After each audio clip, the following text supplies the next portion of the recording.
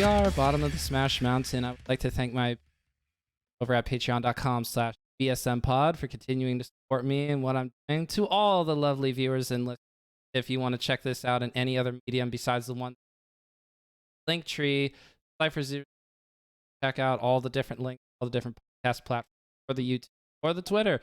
There, we got all that out of the way. But now we have the return. We have Bbatts, who at the time that we recorded last year, at the beginning of July, had only been competing at in-person events in New Jersey for barely a month. That's insane. It was barely a month, coming off of a nice hot top 16 finish at GOML Online 2021. Yeah. By the way, going Game 5 versus JFlex and just going clutch bats, even before you became teammates. All Chat Esports. This is All Chat Esports, very own Bbatts, coming back to the podcast, and I'm very, very excited that you're back on. Thank you so much for joining me. No, I remember I was thinking, like, when did we do that podcast? We did that July of 2021, right? Yep. I was thinking, because I was back in my old Twitter days, and I was browsing through it, and just in the thought clicked. I was like a year ago I did this little check-in with you. Like, I did this kind of time capsule of an interview, in a sense of, like, I'm a month into competing. I'm in person. Right. I'm finally starting this whole journey, in a sense of, like, what I want to do in Smash, and let's see how far I can go. And apparently the answer was far. Great. Super far. Not only doing very well at IRL events and no longer being a fraudulent top 10 player in New Jersey, now ranked number 4 in New Jersey, now hosting I can't believe that. Tino's Tired of 0-2 on Monday nights, East Coast / Midwest tournament, for the online tournament for all the noobs out there. I would be included, but I would tell you what, Bbatts, it's really hard to enter events, as it turns out. I'm so busy. I didn't realize this. Yeah, no, it's I'm gonna tell you, if I had picked any other degree, I would be so screwed. But political science, apparently you can get on the dean's list and still be like a top 5 player in your state. Dude, this is baby mode. Like, this is a no. I was always curious. I was like, how do people party in college and still do good? The answer is a political science degree. Nailed it. This is for children. I didn't get it. I wish I knew that going in. I wouldn't have been confused at all. Oh my god. By the way, let's not get this twisted. For anyone who may not quite understand, New Jersey is a very hard state to be ranked in, but top 5 ranked in New Jersey, that is so incredible. So incredible. You were knocking on the door just by playing online in a based era, Anthers Ladders, baby.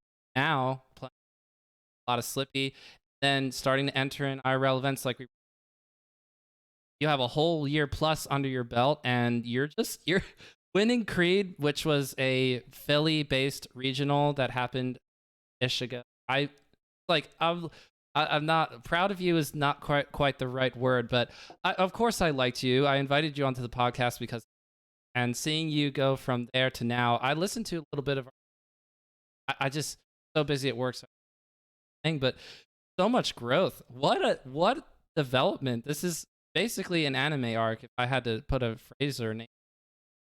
I couldn't believe. I'm gonna tell you, I've never felt like it was an anime arc or whatever until one thing, which was I talked about this a few times recently, but I'll bring it up here, which is I told a lot. Okay, so the New Jersey PR was kind of leaked to me. It was leaked to all of us because we're the PR players. They were kind of like, okay, this is where we're kind of stacking up, and like and Pudgy Panda and I were having this conversation, and Pudgy was like, "You're gonna be 3rd or 4th on the PR."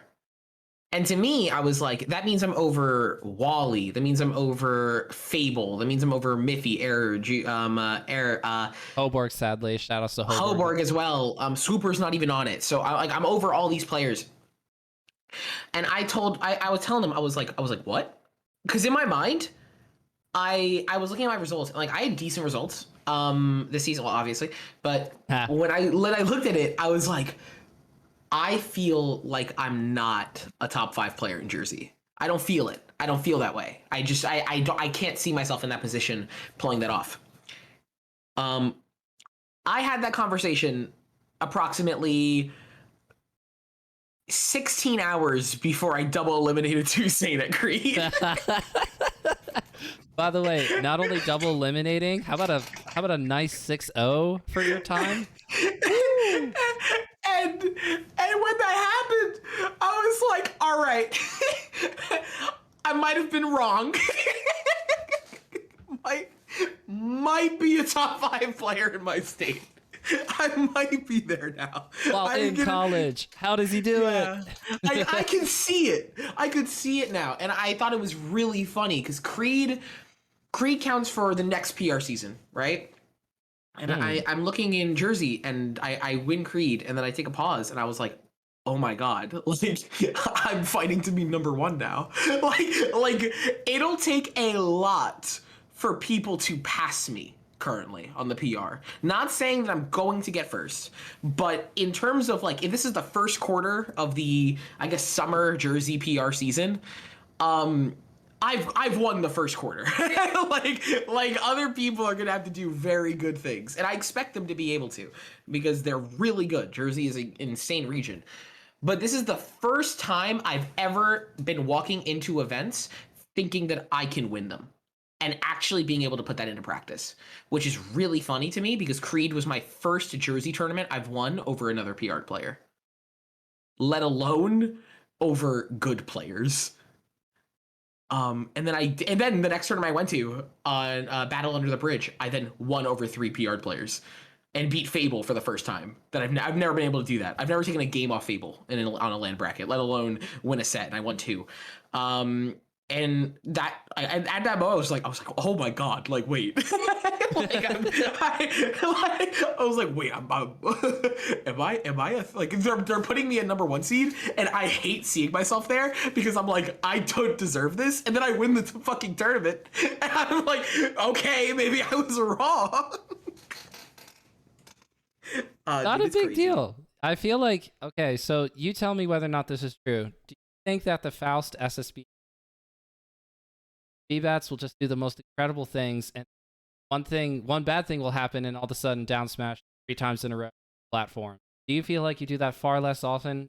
That trans why you're starting to not only be seeded higher, but winning tournaments as the number 1 seed going? Or do you think that other things have been?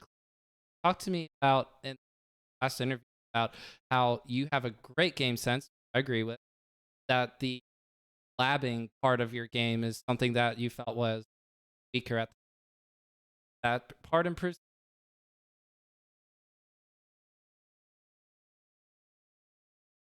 The biggest difference between me a year ago and now is not the labbing. The labbing I don't do.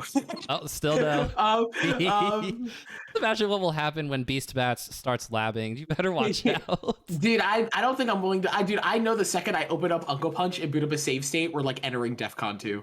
Like the country is not ready for what's about to happen. Like no, we'll get that nuclear alert that Hawaii got. Like it'll be like everyone's gonna be like, oh shit, like it's happening. But the biggest difference between me a year ago and a year and now, I think the thing I would like to, I guess, put in stone, and the improvement I've done the most is mentality. I used to kind of crack a bit, I feel, under pressure. I sometimes could clutch up. I have incredible clutch moments left and right, back and forth. I mean, what player kind of doesn't at this point? If you've gotten to where I'm at, you probably have had some good comebacks. But for me, I used to kind of give up a lot in bad situations against good players. I would go, okay, I can't win. It's over. It happens. Um, and I think what broke that for me, um, I I'm gonna give it all to my, I would say, my family. My family, they talk to me. I play tennis with my oldest brother. I know my middle brother, and my oldest, but my middle brother a ton. And there will become points where I would have to completely have ego death in order to understand, like, just because you think you should be able to do something doesn't mean, like, it doesn't mean that you don't have to work hard for it. And just because something looks hard doesn't make it impossible. And like the lack of entitlement of a win and the understanding that I can win are two things that feel like different, but they work so well together when you combine them, because you're like basically you're separating this like I'm destined to win, and you're basically saying like, okay, it's not mine, but I can grab it. And I've started to implement that a ton more. I've made so many reverse 3-0s recently against really good players. And the reason for that is literally just like, okay, I might not be able to win this game. I can win the next one. And then if I win the next one, I can win the one after that. And if I win the one after that, who fucking knows? Like, and I'm going crazy. And I think that's been the biggest one. So I gotta give shout outs to John, my brother, for helping me with that. And my mom, who watches a ridiculous amount of my sets, not understanding anything that's going on, but basically she's just told me it's like why are you giving up? And when your mom says that to you, you're like, shit. You're not gonna do that to me, mom. Just got owned. My mom was out here wrecking me. I had to have ego death in front of my mom. Like where I was like, I'm sorry. I shouldn't give up. And she's right. That's the worst part. She's right. But who else is going to be able to walk up to you and say, Bbatts, why'd you give up there? And you're going, you went 1 and 2 at this turn. I don't need any of you. Yeah. You know, it's true. I mean, it's the one, it's just, it just works. I mean, like sometimes you gotta have that moment of like, why are you giving up? Even if you're gonna lose, why are you giving up? And sometimes I quit out. Sometimes I resign a game like that I don't think I can win. But in terms of the set, I never try to give that up. Like I'm willing to drop games and I'm willing to accept the game loss.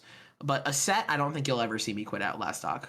Like in a set, I'm going to play that out and see, because even if I drop game 1, even if I drop game 2, I'm a danger. Like I'm a dangerous person to fight. And even if it's a really good player, even if it's a player that 3-0s me at the end of the day, I think that you got to play on your tippy goddamn toes against me for at maximum 40 minutes if all games go to timeout. You gotta be ready to play on your tippy toes, because I'm dangerous. You know what I'm saying? When you see Lod going 45 minutes sets or more with Hungrybox, you say, that should be me. I want to do that. I need to do that. I don't think I could go through that, because I know me on Yoshi's, and I'm gonna tell you right now, I don't know how they're going near the clock on Yoshi's in that matchup. Dude, I'm diving. Like I've talked to I've talked to Hungrybox a bit, and he told a tiny bit, because I was at Summit and he was at Summit. And like he told me, he was like, you were one of the first Peaches that like I played, and I was like, shit, I gotta learn this matchup again, like immediately. And I was like, yeah, that'd be great if I had a set on you, asshole. Like Blue's Clues, who beat him, doesn't get that treatment, but to me, the guy who brought him to like game 5 got reverse 3 stock to game 4 one time. Fuck you, Juan. Like he clutches up on my ass and then tells you like, oh, I gotta relearn the matchup. No, you didn't. You won. I had to go back to the drawing board after that. Hungrybox doesn't think about how the other person feels when he says something like that. There's no shot. He's just like, I helped out Bbatts. I like set him on a good path, and you're over here fuming. Dude, no, in all honesty, it was a nice thing to say. I will say, me and Juan had some very funny interactions at Summit. The funniest one, and I've told my friends this, I don't think I've talked about this like at all in my stream, but he randomly out of nowhere, I'm sitting down behind the cameras at Summit, like eating food, and he's like Bbatts. And I was like, yes, #1 player in the world, Hungrybox, like 3-time #1 MPGR GOAT. I'm like, yes, Juan, what's up? Or yes, Hungrybox, what's up? And he's like, what if there was a player on the West Coast named Jjatts and they beat you? And I paused when I heard that question, because my gut reaction, the reaction I give 99 out of 100 times, is What? I think my brain would break. Like, okay, great, Hungrybox, you won. Good question. Former number one MPGR 2017 to 2019 player Hungrybox hitting me with the Sea Cats. I didn't think I was ready for that. I think I said I don't know. And that's my Hungrybox story. And that's why we should get rid of him. No, that's why I twit longer. You know what's really tough? Like, he would walk away and I would go, ah, dang it. No, what would happen if Jjatts beat me from Canada? Oh, dang it, he walked away. Damn it.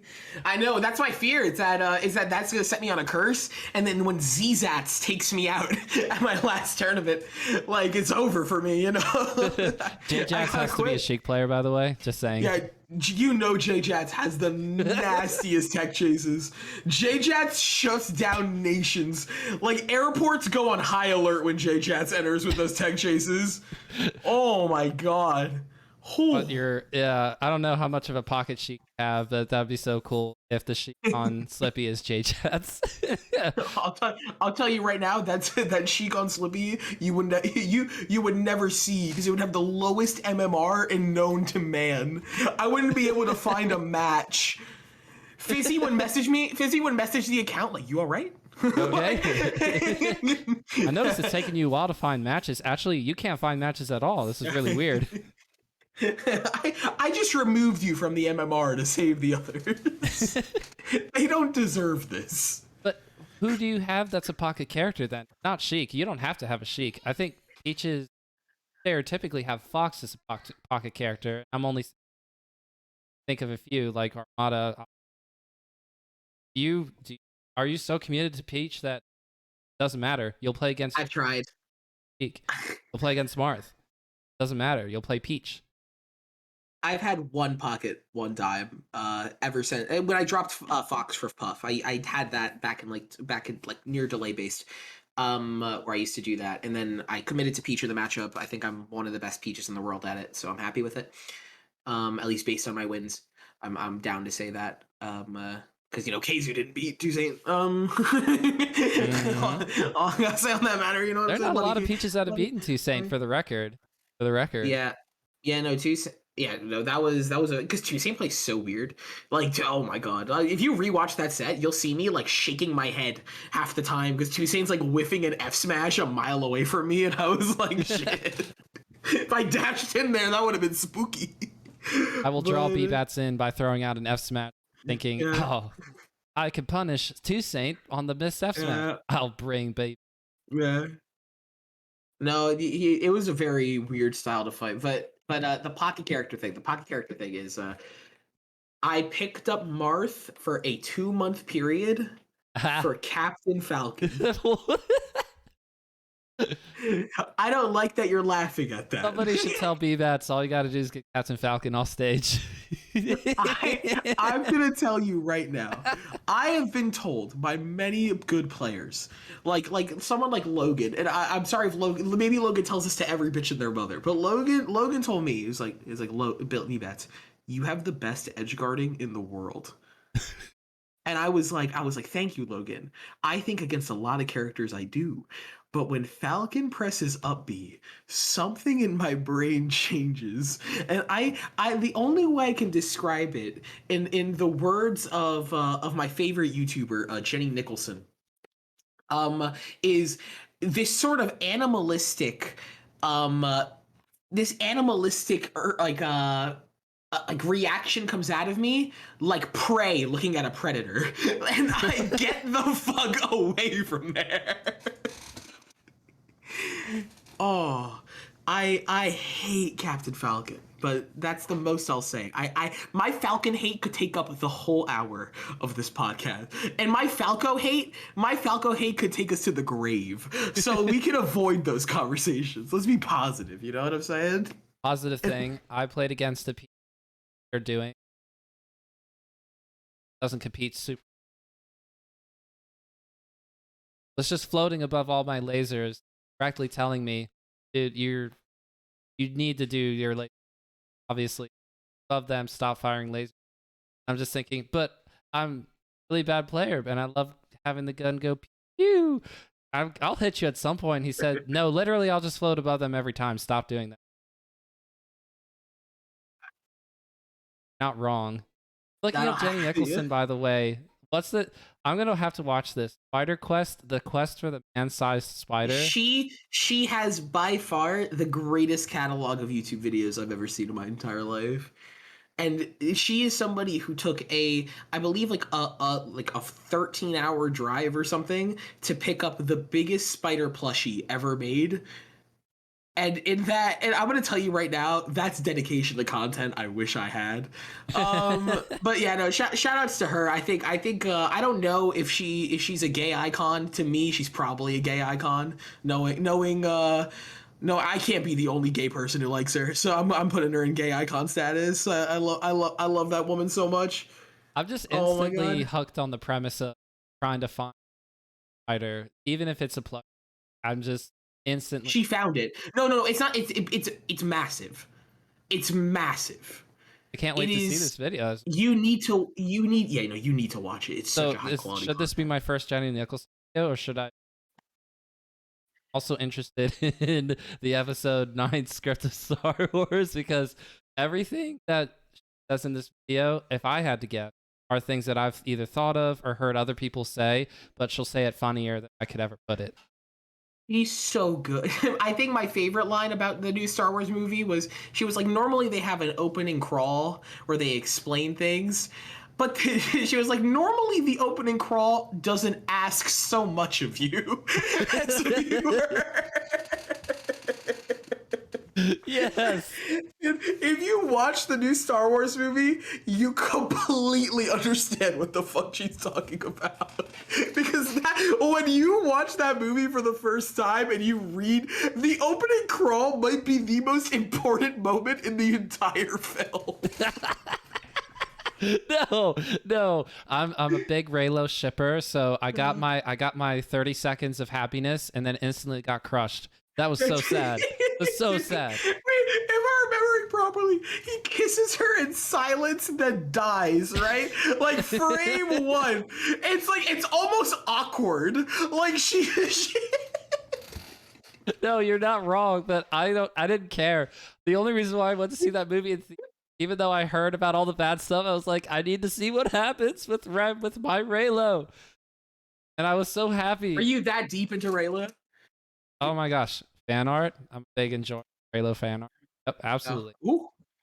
Oh my god, I know. The Reylo fandom is one of the most marginalized communities in the world. So I thank you for your battle. Awful and you know source what? material. I respect you. You know, the movie's not so hot, but I don't know. There's just, and I hadn't seen Adam Driver in it before. I was instantly intrigued. Daisy Ridley obviously played pretty well. They're doing their part, and you fall in love with not only the humans but also the characters, and you just go.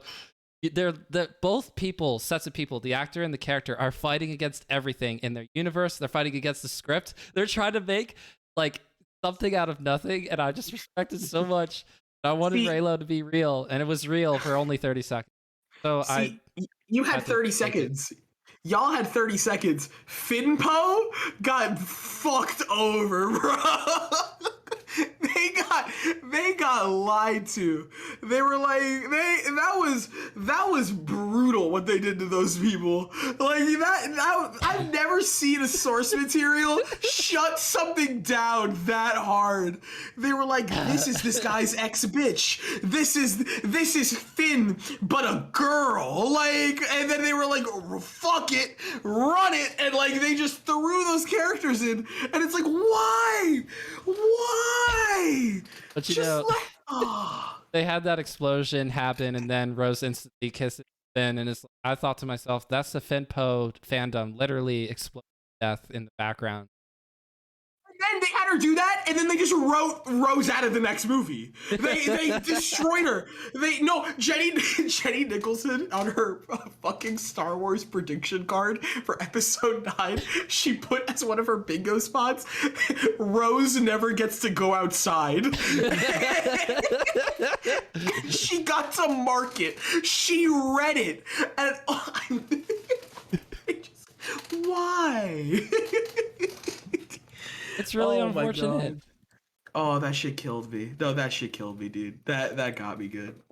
Oh, all right, all right. We gotta get on Star Wars. But it's so much fun. Also, okay, one more question about Star Wars. Have you been? No, I have not. I have not been watching the Kenobi series. I probably need to. I'm so bad. I gave up on Disney Plus Media at some point.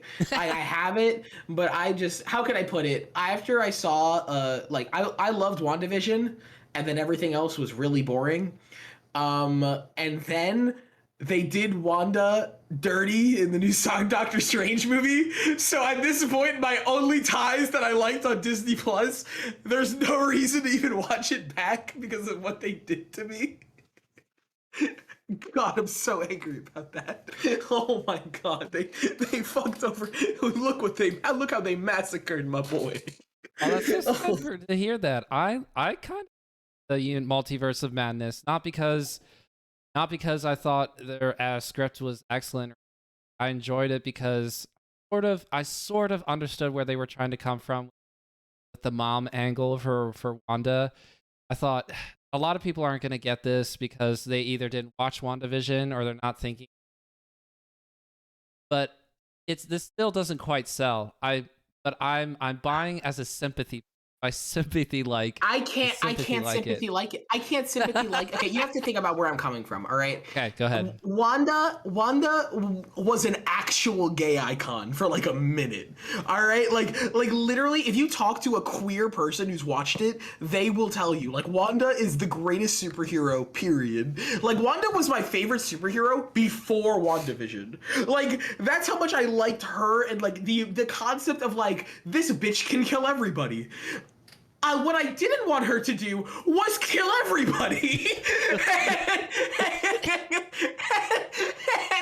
And I felt like maybe they misunderstood what we liked about Wanda. Because, you know what? No, this is what really got me. Okay. One more media tangent.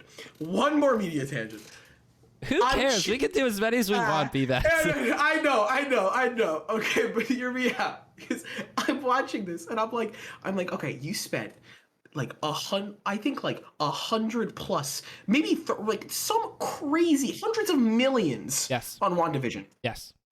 You developed one of the most interesting concepts, maybe flopped at the end, but incredible body of work. Well, they always have to do the CGI big fights at the end. Bbatts.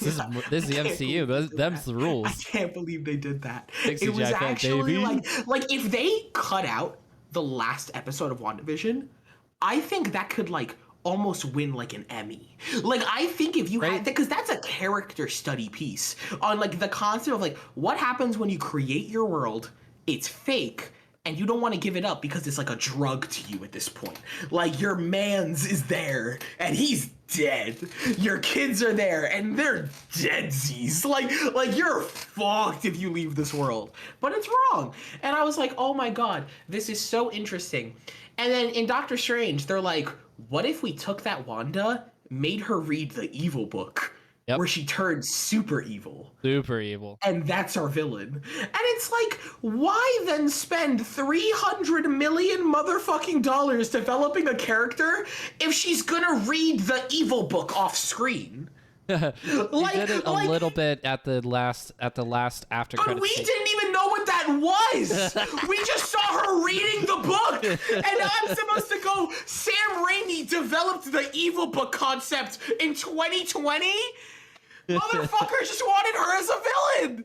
He took her from me. Interestingly enough, they actually filmed those two things back to back. As soon as Elizabeth Olsen was done, WandaVision, like days later, went right into Multiverse of Madness. Yeah, Sam Raimi. That's actually a shot that Sam Raimi took.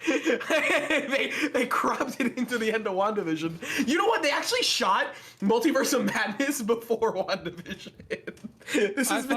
I thought it was right into Multiverse of Madness. Are you telling me they mixed them together? No, I have no clue what the actual lore is. I'm just so angry No, what they did Elizabeth with it. Olsen was saying in like an interview that she went back to Really? back, went from No. WandaVision right into Multiverse of Madness.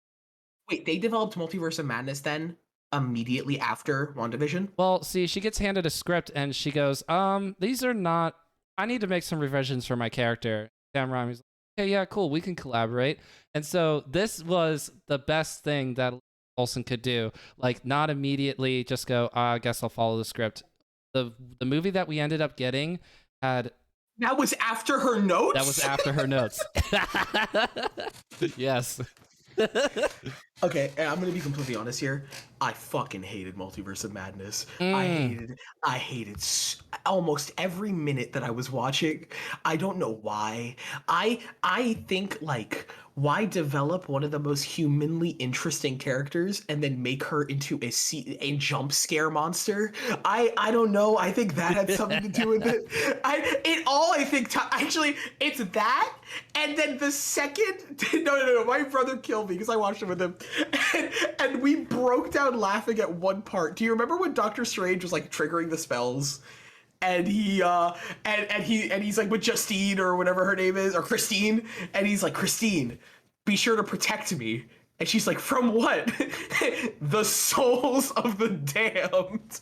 And then he just dips with no more context given to this one bitch who has no clue what the fuck's about to happen. And he basically assigned her with fighting the souls of the damned. What the fuck? That shit killed me. No, That see, you shit. don't understand. It's just like a whole thing. They have a whole thing. They have history, and it's like that's not the Christine that we saw in the first Doctor Strange movie. Totally different Christine. there's no, And that's there's nothing. One and minute that's what she's annoys helping me. out people that are doing multi-dimensional travel. The next minute she's in a ruined universe, and she's wait, I'm supposed to protect somebody from With souls or souls ghosts? of the damned. Do not say like, oh, ghosts or spirits. Motherfucker brought them from hell. Oh my god. And that's what annoys me about Wanda. Because they have to bring Wanda back. Because Wanda's gonna come back. Because she's really popular right now. But it's not the Wanda from WandaVision. So that media is cut off. In the same way that like the Gamora in the New Guardians isn't gonna be Gamora and shit. It's like it's really weird because they're like, oh, because they're going to fast track these characters into being what we liked about them. Because they have to. It's a media company. But it's like, why then kill off this character? And oh my god, that got me so good. That got me so good. That entire movie. And like Wanda's gonna live because Billy, her son, has to be gay in like 10 years. And like they have to do that. Well, and honestly knowing Disney too. And then like and it'll be like a Disney short on Disney Plus because they can't put down in a movie. And that's gonna be like our days, you know? That's LGBT representation, baby. We got there. Pride Month. So I do want to yeah. So I do want to try to how to. It's June, Pride Month. I'm interested Yeah. in hearing whatever thoughts you have about this is your time, people. Your time. All right, this is my time. Well, I'm gonna say shout outs to all my queer people. Obviously, y'all are awesome. I in Jersey we have so many great people, so many great queer people that have been so welcoming in the scene. So many people that help run the scene. Ryobeat being a great example in Tri-State, like just assisting and running it. All the Peach Mains in Jersey are queer, and they're awesome. Because of course they are, you know. Why you can't get away from it. And like you can laugh, it's okay. No, it's okay. I always think of Armada, and I always go like, I bet everybody's just sort of rooting for it in some capacity. You don't look at Armada. Yeah, no, because you have to remember that I've heard this, and it was the funniest quote that someone has ever said to me in human history. But I'll repeat it. Don't remember who, so I'm taking credit. It was, as a Peach main, you can either be gay or European, and I don't know why that got me, but that one has stuck in my mind ever since. And I agree with it. I agree with it. I think as a peach main, you are gay or European or bad. And those are your three options. You Shout just outs be a to my really bad straight peach. peach main. Yeah, you can just be bad. That's always an option. You can always just be kind of meh, that's fine. Because I think if you're a straight peach man, you're succeeding. That's kind of taking away spots that the queers could use. You know what I'm saying? Like queer people kind of need that. Like you're kind of robbing that from us. That's kind of disrespectful. Like get out. No, but in all seriousness, a big change that occurred from the last time I I hear was I came out to my family, I believe. I think that was within the past year. Which wasn't that big of a deal because my oldest brother has been gay since the past like 2015, 16, maybe 14, I could be clowning. Ever since he went to college. He's been gay, but I came out. That went well. As expected from a family that already had one. Just let them know, like, hey, my bad. Um, odds of grandkids really sinking right now. Y'all got one left. Out of the three kids, one shot. But I'm taking their genes out. And I'm chill with that right now. I've accepted that. But overall, I've been in a pretty good spot. I've been pretty accepting of where I'm at as a I guess a queer figurehead of the community. Because I do think I'm one of the more notable queer players right now. Like I'm not Magi, I'm not Nico, but like I people know my name at this point, and I think they know a few things about me. One of which is I'm gay, and that's okay. Like being gay is kind of cool. You're kind of lame if you're not, and that's fine. But I've been really happy with what I've seen from the melee community pretty recently in terms of just general support. There's a long way to go. There's always going to be people who are awful to queer people, and that's stuff we need to bite back against. I think having people that aren't queer in positions of power or in good positions of notoriety talk out against that is very important because it prevents the normalization of behavior that I think is really, really key in preventing people from doing shitty things. Um, but overall, based what I've seen and how people have been treating me, I have not felt a tinge of like, oh, we don't want him here, or anybody treating me like that. At least in Jersey and at least in Tri-State, because the issue is you really can't get away with that in Jersey and Tri-State because we are really gay.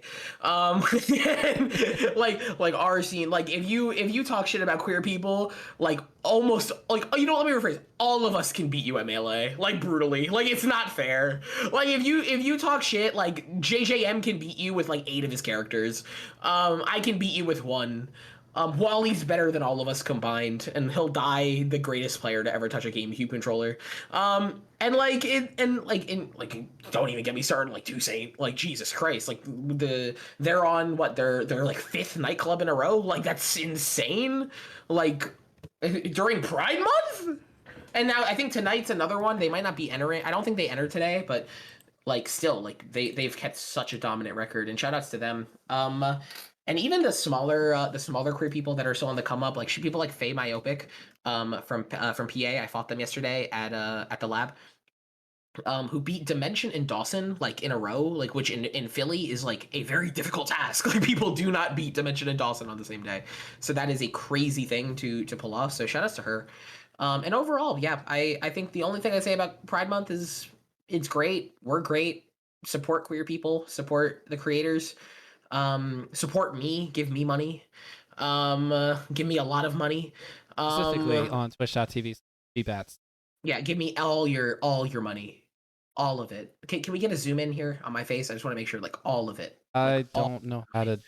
In editing and post, zoom in. I'm gonna look at my camera right now. We're just gonna quickly Okay, get okay, right, in post.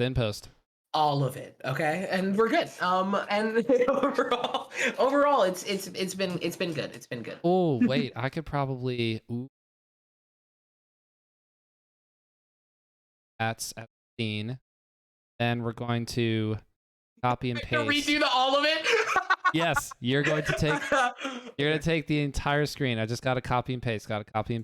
Okay, so one more time. Oh no, that's the wrong. Sorry. Okay, now I just got to fill you in properly. Okay. There, we're getting really close. We're getting there. Okay. Okay, I don't even have to do this in post anymore, and it bears repeating again. Okay. Give me all of your money. Okay, we're good. For all the time that it took for us to set that up, one more thing that you think needs special emphasis, and now that I have this set up, we could go back to it. You got anything else? Anything else? That's special emphasis. I don't got a lot, to be honest. Oh God. Am I supposed to have something? No, I think you did a lot of great stuff. You know what? Let's just go back. Wait, Oh wait, hold on. We are gonna do something. Here we go. I want Creed, bitches. Oh, let's go. I want Creed. 602 saved for this shit. Your fave could never. I love that. That was awesome. Yes, that's probably going to be the thumbnail if I think about it. One of the two. And now I have the second one? Me doing the "I am not your friend" eye contact at the camera.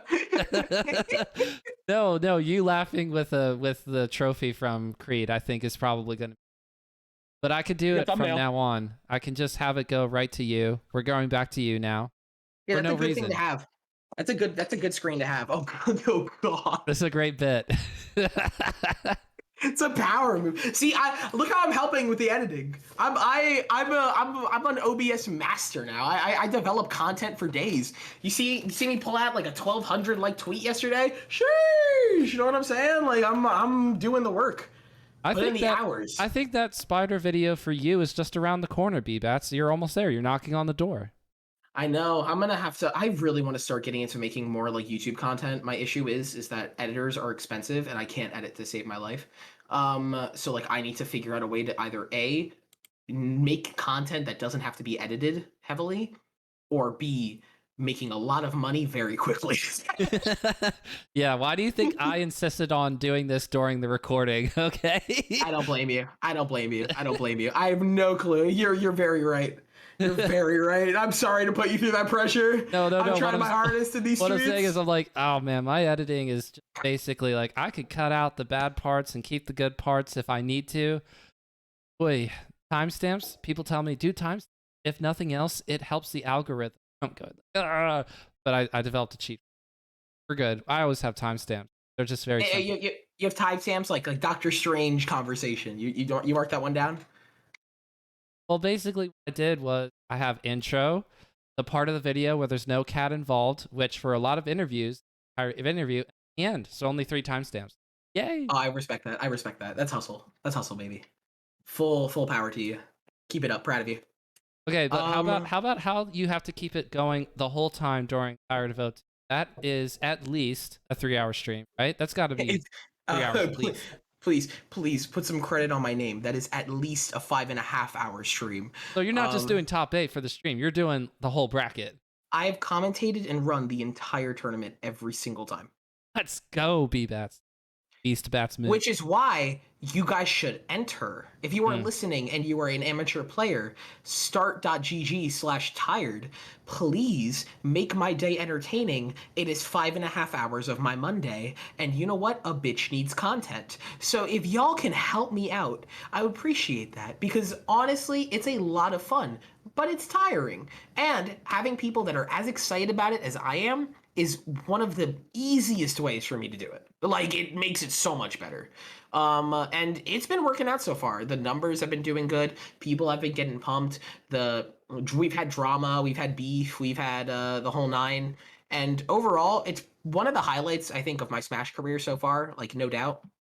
Like, I see myself now as not just a player. I see myself as, like, a player and, like, now a like, I guess, like, commentator, stream runner, like someone who's able to kind of do these things, like a streamer in a sense. And like people can watch me, people find me entertaining, hopefully. And overall it's been really fun to do, but please enter and make my day more fun. So I'm curious about commentating an event where basically people who are doing poorly other for their own locals, especially for ones that are East Coast. East Coast locals not mess around, especially if you go to something. You're dealing with players who may not necessarily be wanting a roast session, and I'm sure that can be tempting sometimes because you're a good player and you see someone do something bad and you just have to go, or I picture you doing that. So walk me through writing or walking that. My honest truth is I will never spend a match roasting a player. Like maybe I'll make like I'll make a few criticisms. I'll make some things dramatic because you got to keep myself having fun. I got to be dramatic sometimes. Um, but overall, I when I started this, I set out with a goal in mind. I think I've kept it pretty solidly intact. This goal, which is like I want these players to feel like they are on a regular tournament stream. Like like overall, I want them to feel like this is like when every week, every grand finals, every top eight, I want them to feel like this is a massive tournament with odds, with stakes. That this is an opportunity for them to make it. This is an opportunity for them to change their luck and push forward. Because to me, I wish I had that. Like because I know a lot of the times these newbie tournaments very casual, everyone's kind of chilling, and then top eight comes, top eight goes, and everyone's kind of relaxing. If you go to Tired of 2 like during a top eight, like we are setting up these matches, we are talking about the storylines, we are talking about these players, what they've been able to do, the way they play, how they play, why they play, and we'll have fun sometimes, and we have fun. We always crack jokes. I mean, last week the clip got like during a puff timing out somebody, I think in winners quarters, like I pulled up like chess in the top right corner, Yep. and like played it, and I thought that was funny. But the entire set, we're mainly talking about how the players are playing, why they're playing this way, what they're doing, and how they can improve, which I think is the most important thing to do during commentary, especially if you are the better player. Because normally in a commentator's job is not to know what Armada will do, because you are probably worse than Armada. Like, so Armada probably knows what he's trying to do versus you. But in this case, like when I'm commentating with someone like Fat Goku, with someone like Pudgy Panda, like these players that have seen the top of the hill before. They've beaten some of the best players to ever play. They've made runs that all these players dream of making. I feel like it is our responsibility to help them and to make this hype, to make them want to be there. And I really have enjoyed what I've done. I think that I would not change a thing about the way we've been commentating whatsoever. I would keep it up because I think that it adds so much value, and I think the players really enjoy it. And if you want an experience like that, if you want to feel like you're in your own Genesis top eight, trying to make it like on this in an amateur bracket, like please do it. It's fun. It really is, and we make it hype. I promise. Doing that every week, I love that. That's how you make it. That's how you make it your. That's my baby. Yeah, it's my baby. It's something I didn't see that much, and it's something I wanted to do. I'm gonna try to get more things on it, get more content from it, overall, and help promote it more, because like if this is a 120 man tournament every week, then out of nowhere this becomes massive. Like Only Noobs does a great job with the terms of like the size of it. I would love to be able to get those people and to help them out. I would because they do a great job of running their tournaments, in the promotion, the community. But I think I love the community we've built up over here, and I think that if we helped each other, it'd be awesome. Um, and if we're able to have big tournaments, I have a feeling that like they're going to be a spectacle, and people will come by to watch each week. Because even if it's not the tippy top players, even if it's not those players that are doing great, these players have something to prove, and you'll never find players hungrier for a win than these guys. Like they all want the win. It is insane. The guy who got ninth could have won that bracket, and like he wanted it. Like that's how it feels. Like it's awesome. You feel it in the play. That's so cool. I love that. And you're doing this in partnership at Esports, who org, and I ask you, you signed with with them back at January of this year. How's it been so far? What are things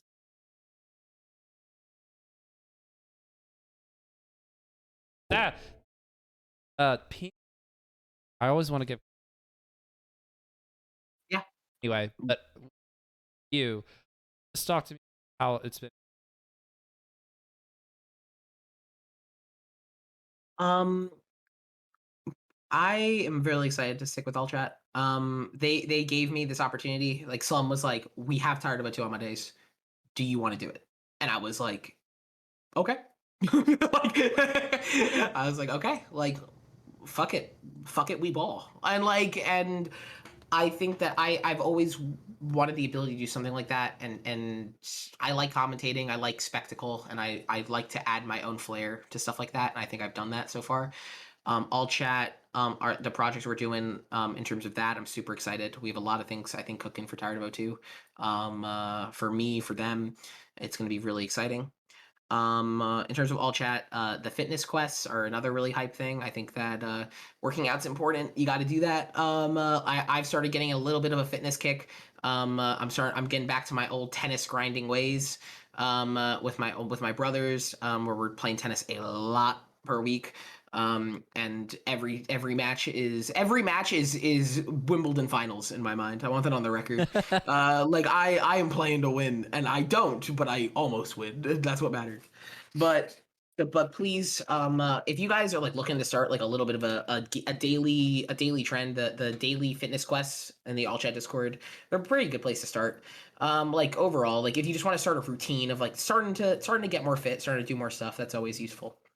Um, the next thing with all chat, we're picking up new people. We're diving a little bit into Smash Ultimate with Cage Shadow. She's really cool. I'm excited to work with her more. Because I like Ultimate a lot, so I want to start diving into that in some degrees. Who knows? Who knows? Maybe Smash Ultimate tired of O2. You never know. Like crazy shit can happen.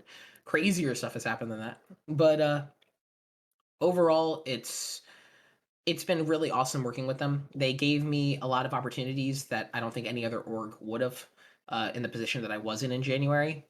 And I think by the position I'm in now in June, their investment has paid dividends for them and for me. Like, because I in January I was what number 8 on the Jersey PR. I was like coming off like my results in January were okay. Smash World Tour just happened. I kind of got mollywopped.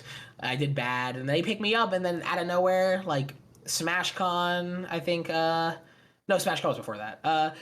Like Pound happens, and I do really well, 17th at Pound. I win a regional. I become a bigger name, a bigger threat, and they have a dedicated person to work on a tournament series for them that they wouldn't normally have. Who I think, and it's cool. And shout outs to them. They've done a lot for me, and I hope that I've returned the favor. I felt so bad. I quite a bit at Pound major that I've gone to, and I'm looking at Bbatts across the room, and I'm going, I need to say hi to Bbatts, but I just not right now. I'm not ready, kind of a thing. I felt so bad. The whole tournament went by, and I realized I never said hi to Bbatts. I said hi to Slumlord. I interviewed Slumlord at Pound. I said hi to J Flex. I said hi to Trey the Trash All my Man. boys, And then all my boys. You. I wonder what's the difference between all of us. All I gotta say on the matter. You know what I'm saying? because Pride I Month. suck as a human being, I was just like I did that to other people at the tournament as well that I knew that I should have said hi to, but I just was just constantly saying to myself, "Oh my goodness, I'm like really tired of seeing people." All of a sudden, there's such big, not a big crowd. The pound wasn't as crowd as other, but still, I'm so sorry, be No, I'm gonna tell you, sorry. it's completely fine. It happens to the best of us. So, excuse me. Sometimes our social capital is spent, and we are drained. A pound was a very tiring experience for me too. Like it was very spooky. Had a slight COVID scare there. But we were Gucci gang. Um, overall, like I had a very good time there. Fifth in doubles, which I hate. and 17th in singles, which I like. Hearing your commentary from the crowd during top 4 of doubles was special. Bbatts. It was awesome. Bro, I've had the better ingredients thing brought up to me so many times in the past 2 months. Like, for those who don't know, just in the middle of Polish Pipsqueak versus, I don't even remember who they were fighting in, like, grand finals, I was a heckler. I was just screaming random shit. I think at some point I yelled out when Polish dropped an edge guard. I was like, PGH Carroll would have hit that. This is true. And Polish came up after me and he was like, the worst part? No. I said Wally would have hit that, and Polish went up to me after and he was like, the worst part was you were right. And then I shouted out of nowhere, because Papa John's is sponsoring everything in Smash Brothers. I just shouted better ingredients when Polish hit like a fucking crazy shit. And that shit killed me, dude. That tournament was fun. That was definitely my most fun tournament as a spectator. Because most other times I'm so sad.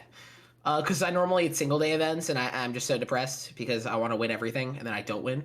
Even though I don't think I can win, I still have to think I want to. If I wasn't it's yours to take. Yeah, no. I always say the phrase like because I tell people, because people are like, oh, I can't do this, I can't do that, or something like that. I always go like, if you don't think you can win, why are you doing this? Like, why are you competing? Because like I have this whole wacky mental, because I think of things in kind of weird, in like the literal sense sometimes. I try to take down situations to their literal meaning because I think it's very interesting. And I thought about the concept of sitting next to another person to play a set.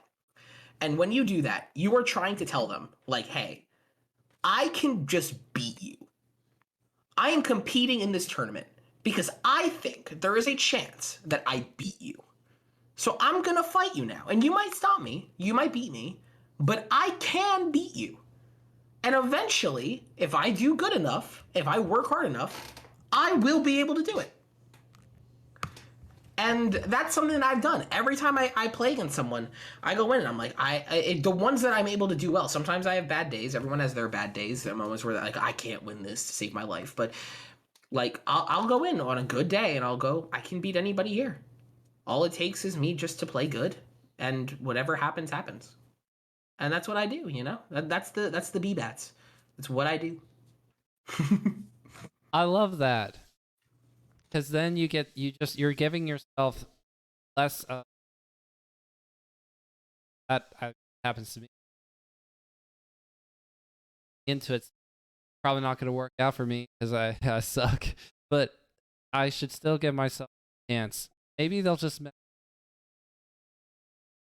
and maybe then I win a set. I gotta try. You always gotta try. Situation.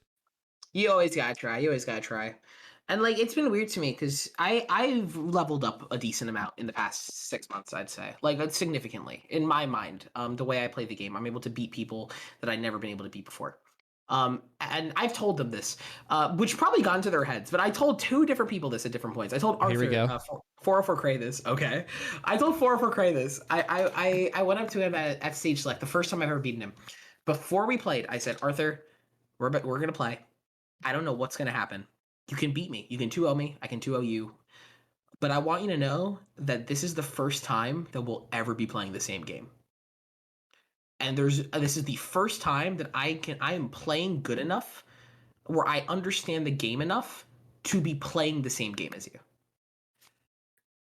And then I beat him. Let's go. And I told the same thing to Fable. I said, Fable, I don't know what's going to happen. You can beat me. I can beat you. But this is the first time we're going to be playing the same game. So now I've realized I got to tell Zane that. Yes. I'm gonna tripwire Zane with that. Zane's gonna be shook, dude. 3-0, I walk out, I'm the GOAT, I leave. It'll only work once, but damn, does it work well? You know what I'm saying? That'll be great. I was immediately thinking you got to do that. No, HBox won't believe me. He knows Cats is the only one who can play the same game as him. No, what he'll do is he'll be looking at the screen, just like fiddling around with his controller, and you'll finish your whole speech, right? Then he'll turn to you and be like, "Wait, what? What was that? Sorry, I didn't hear what you said." That would do me so dirty. I'd lose. I'd give up. I'd call it. Because you I would can't say it I would again. The fist whole bump and walk speech. away. And fist bump and walk away. You fist bump and go, you outplayed me. Good shit. You got me. Caught me slipping. I can't play. Like, I'm out. Yeah, I don't know who to give credit for. This just reminds me of that turn. Basically, anything good. That however you want. Bribery. You don't even have to play the game. You can play. Oh, bad things happening. Bad things happening to good people. Yes. Yeah. No, I love that shit. I loved that shit. I wish I was able to enter. I was at a tournament. I would have so tried to enter that. I'm so disappointed with myself. do you Oh my god. do you insist on making that speech every time action happens? You press pause and you go, by the way, right now, what's happening? We're playing the same game. Okay? And this is the first time we're playing the same game. This is the first time we're ever gonna play the same game. On game 3, last stock. Do you want to do words with friends? do you want a gentleman to RPS? That's what I'm gonna do, bro. That's what I'm gonna do. I'm gonna do that with everything now. Want to watch Multiverse of, but then they call your bluff and they go, "You don't want to watch that." You say, "You're right, I don't." I'm out. I'm out. You made me snitch on myself for that. I'm upset. I feel like I lost everything. You took everything from me, my boy. Oh my god, my monitor's going wild. I didn't write that script. Oh my god. No, I'm telling you, you led me there. I know you did.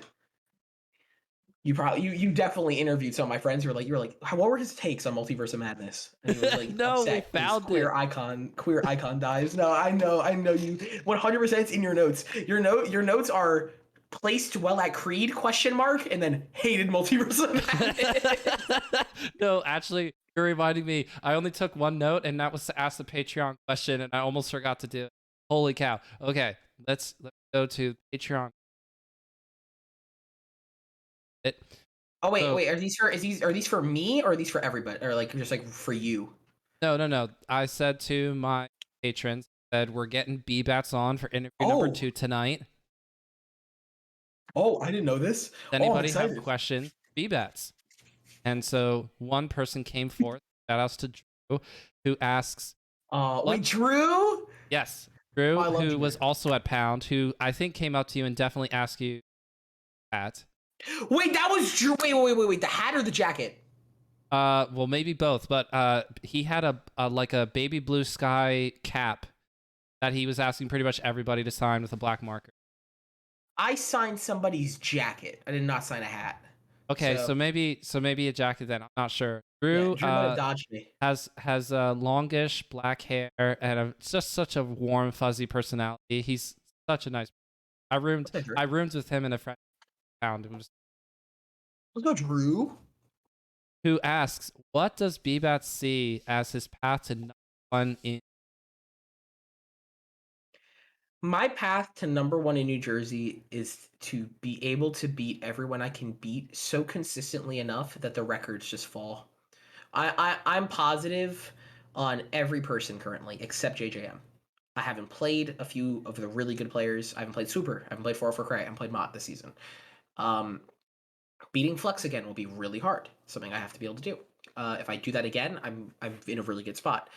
I'm beating Wally either. I have to play a lot of the best players in this state again, and I have to prove that I can do it.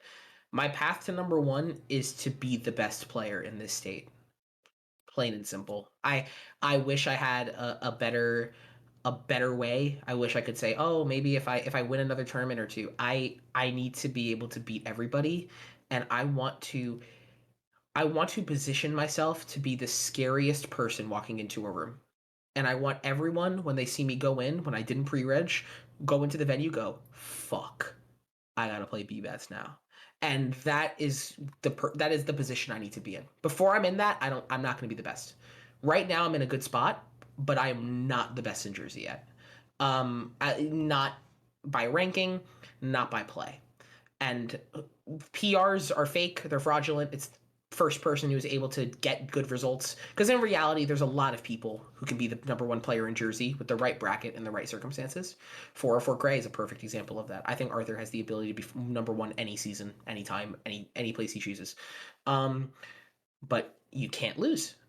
I think my path to number one is literally just going to be that. It's going to be not losing. I can take a few, but as long as I win a lot more, I should be happy. You know? I will say that is the one mark last season that I gave myself a lot of credit for. I didn't think I deserved a high placement, but looking at my results, I took 6 losses in Jersey last season, 4 to Bot Money, 1 to Slocks, 1 to JFlex. Like, you know what? Pretty good people to lose to. Yep. I can't be upset about that. Oh, everyone else had random like, oh, this person got a big upset. Spacey player got marthed. Spacey player got foxed. Like random times, random people. For me, I spent the entire time basically being a podium of consistency by just losing to people, like losing to Mott Money and friends. And right now, all I've done this season is lose to JJM, which I'm used to. But that's the only person who's been able to beat me so far. I've won every other tournament I've entered than that stage select. I've won it from winners. Actually, no, and Fable took it off me. But I've just won it. Like I won it with all positive records. So I'm very happy with that. I've been able to beat the people who are able to beat me. That's another nice thing because my record against JJM's 2-1. Like that's gonna be it basically. Right now I'm in a good spot because I've played so many of the PR already, but there's like 4 people I still have to play with that I want to beat. Correctly predicted that the Escape of Melee top when the IRL stuff started to come back in full force. So, what's another prediction that you would like to make if we happen to do this again a third time a year from now? A year from now, if we do this, a prediction about Melee, about what specifically? Hit me with a genre of my prediction. I'm curious. I need to know. That Doctor What was Strange my 3 prediction? will be a good movie or not. No, I'm kidding. No, I'm kidding. No, this is about Melee. It's about What was my Melee. prediction? What was my prediction? You said that the landscape of Melee, especially at the top, would look so different once IRL stuff started to come back in full force. And I would say that was true. And you also said that the next top 100 ranking, by the way, still hasn't happened. So you're going to be right just by passage of time, but that there will be more new entries in the top 100 than ever before. So you're definitely good. I could say that now. We haven't had one since 2019. That's just insane. Yeah, I'm excited because my name's on that, on top 100 free. If I have an okay run at Gommel, I'm in contention for top 50 this season, which is insane to me. Like I never thought that could happen, like ever. So now I'm chilling here and I'm like, I could be top 50 this season. And the worst part is, I think that I can get it, which is the first, I don't think this is impossible anymore. Before that was before I was a net play kid, barely able to beat God, like Tommy was double eliminating me at Jersey tournaments. No offense to Tommy, but it's like that doesn't feel like you're top 50. Like if everyone's beating me in Jersey, I couldn't get a single PR win to save my life. And then out of nowhere, I've become a kind of a threat. Like and a top 50 placement that's almost that feels kind of earned. If I'm able to get there. It's gonna all obviously ride on Gommel. If I do well at Gommel, yay. If I do badly at Gommel, boo-hoo. I'll get on the top 100. Because if I'm not top 100 with 17th at Bound, I'm very confused on top 100 rankings.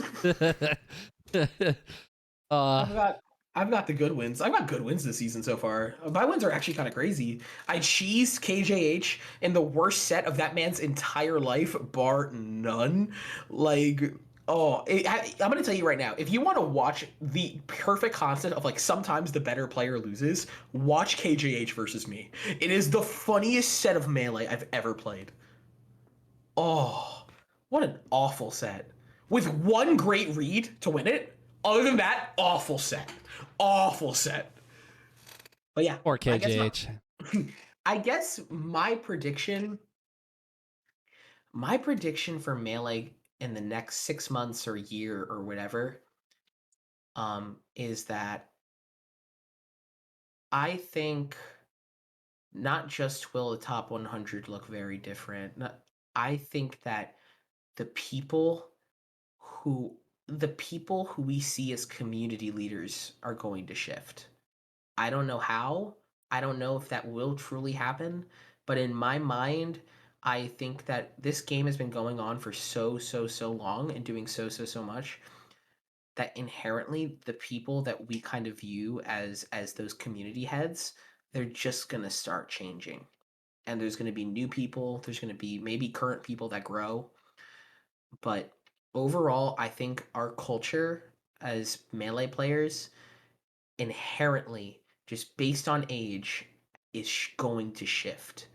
And we're at that point, that what, 21-year-old point, where the people that were around, let's say 2008 to 2010, those people that have kind of been the cornerstone for a while, they inherently just are getting to a point where this isn't like their forever life, like they're gonna start having families, other things to focus on. Maybe they don't want to play a kids party game for the Nintendo Wii anymore, or the Nintendo GameCube. Forgive my language. Woo! um Close.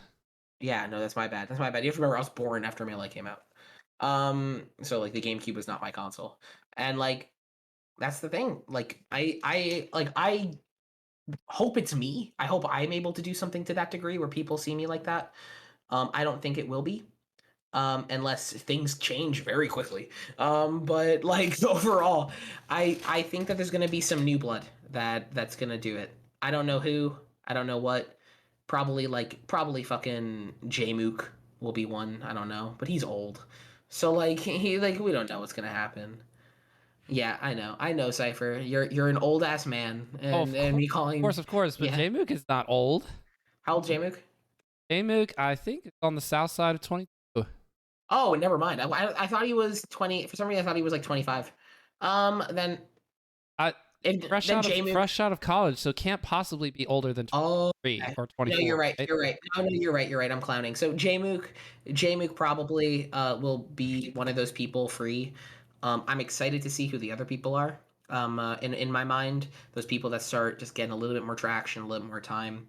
And if you guys want to make it me, please God, follow me on Twitter where I only drop bangers at Bbatts523.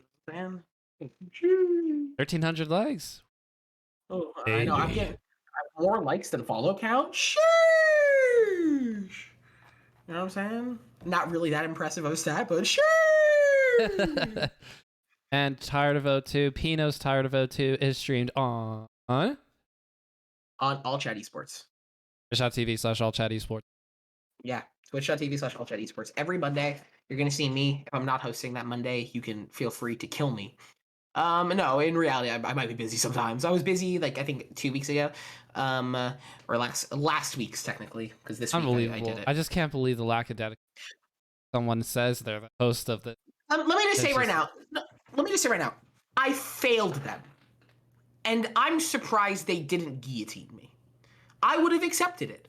I was Marie Antoinette to their people who killed Marie Antoinette. And Oh my gosh. What a pull. that's me. I'm that bitch.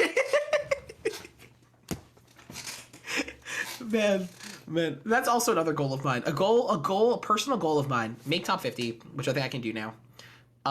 Beat a lot of good players, which I'll do still. We're Multiverse of Madness to the Bbatts of the world. Yeah, have good runs, and then my final goal is to get a random catalog of really weird analogies and metaphors that I can bust out randomly. I told someone this at Creed. I mean, not Creed, at Lab. I was like, my goal is I'm going to read like every single Greek parable and find a way to just snipe them into sets, like when I'm commentating. I'll be like, this is really reminding me of the Sword of Damocles, and then I'm just gonna bust that out. And I'm gonna spend like it'll be like the most hype set ever, but I'm going to somehow make it hyper with a Greek parable drop. That's my one goal as a commentator, Everything else is player related. But I'm like literally, I'm gonna be. Ooh, they're not ready. They're not ready for me to talk about how heavy the king's crown is. They're not ready for that. Ooh. I'm excited to hear about all these. By the way, Bbatts is on something right. Oh, a clip of Bbatts crushing someone in the game. Oh, okay, commentary. Because you think about some of the best commentators Melee has ever had, coming from a place that's different. You could be built different too. You want to be Bbatts. Roll. No, that's true. I think the thing I'm very excited about is that I from this point have so many pathways for how I'd like to progress in the scene if I choose to and if I really want to, which I do to a good extent. Um and my thing is that you know what? I want all of them. Like I want people at me at their events because I'm going to win. I want people at me at their events because I'm entertaining as fuck on commentary, and I want people to want me at their events because I'm a draw. That's the if I can do I there's not been a lot of players who can be able to do one of those things, let alone two, let alone three. And you know what? Papa wants it. And Daddy wants a slice. So I'm gonna I'm gonna just start trying to pull these things off. I'm gonna try to focus a little bit more on commentary too. I'm gonna talk to some majors, see if I'm able to get a block or two. I think that would be really cool. Maybe at Gommel, maybe at FET. If they don't give me a block at FET, I'm gonna lose my mind actually. And I'm gonna see if I'm able to accomplish these things because sure, no one else has really done it, but no one else has been an energetic gay 19-year-old with so much time on his hands. So like I think that I can pull this off. It'll be really fun. Well, I see you placing top 8, even winning Nightclub while also commentating it simultaneously next week. I was thinking about doing that. Like I get a headset and I'm gonna be like, this guy thinks I'm gonna roll in, and then I like narrow him. Dude, if I could 6-0 Tusate on comms, like, oh my god, I would destroy nations. But you're screwed if JoJo shows up in grand finals. You'll go, listen, chat. I know you think that up B's predictable. I'm DQing. I know. What? No, don't DQ. I'm DQing. No. I believe in never giving up, never surrendering unless Captain Falcon's on the screen. In that case, it's on you. Like. It's like it's not my responsibility to get rid of JoJo in bracket. Another bitch can. You know, that's how I described Creed. I think Creed was what happens at a nightclub if the Falcons don't show up. And the answer was I win. Yes. Like the answer was I win. I beat everybody else. But if the Falcons show up, I don't approve of that. You know, I'm not pro that world. So in a place I'd like to be. Mastering Captain Falcon. Probably also on the. We don't got a Falcon. If Panos decides to come out, then I'll just DQ out of that bracket. Like who said I had to play Panos? You know what I'm saying? They don't. Who said I had to play Panos? Despite not playing any Captain Falcons, we're gonna give the honorable. Bested really well, but we just want to see one Falcon win. And you're going. You think that's gonna be on the PR qualification? I would a singular Falcon win, like on anyone. Yes. Oh my god. I've been Axis enough. Shout outs to Axis, by the way. Friend of the program. Yeah, sweetheart of a guy and a TO nonetheless. And PR'd at his college, so good on him. PR'd in ult and melee, by the way. So PR'd in 2 games, TOing like one of the best TOs in Jersey, straight up, one of the biggest hustlers. Him, Miffy, and Bambi have all put in so much effort. Bambi running stage select every week. Thank you. Like every 2 weeks. Thank you a little bit less for that now, actually. Ooh. No, I love Bambi. Shout outs to Miffy running every South Jersey event, putting in so much work there, and shout outs to Todd, who comes around every once in a while, starting a new weekly in North Jersey, which is being renamed. So I wish I could tell you what it's called, but go if you like on Sundays in the afternoon, perfect time for a weekly in my opinion. Show up. Find out. Go to Axis's Twitter. Go to Axis's something. Go to Jersey Twitter. We'll definitely be retweeting it. Garden State Smash. It's gonna be really fun to do. And I think that we are at an influx in Jersey of another golden age of Melee. Um, Based on how much we've loved the game and how many people have been starting to love it too. And I'm really excited to see where this goes. All right, Bbatts, thank you so much for joining me on Bottom of Smash yet again. Thank you for having me. It's been great. I can't wait to do this a year from now. We're gonna be like the new Billie Eilish, Billie Eilish Vanity Fair. Like every year they check in with her and she answers the same questions. We're gonna do that one. Except next time I'll be mad that they kill Questions. him.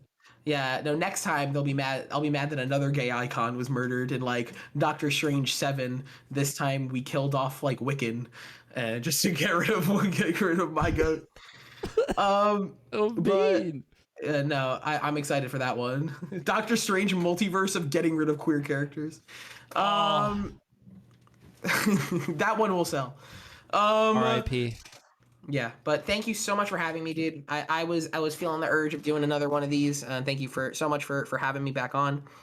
I'm so down whenever you need me. If you ever need a buffer guest, if I do something big soon and you wanna grab me, if I win Gommel and you're like shit, like, and I'm getting all these interview requests, I'm doing you before I do Radio Melee. I want you to know that. What? I'm giving you that one first. No, I'm going. No. Oh I'm my. gonna tell you. I'm gonna tell you. Radio Melee wants me here. Can you do the day before? Like, I want you to have the Bbatts rundown. You know what I'm saying?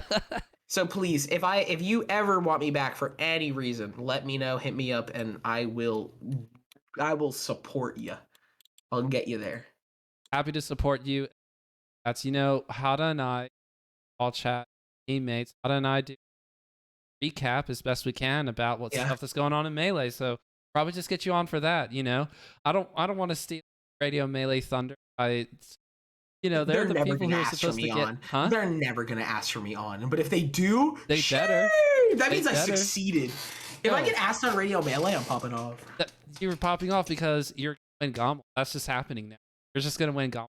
That's my official. Upset factor 10 trillion. Bbatts wins Gommel. I mean, it's only like only none is going to be there in terms of a Falcon, and Yeah, that is true. I'm gonna say right now, Zane better watch out. If I don't get Falconed before him, he's fucked. You understand?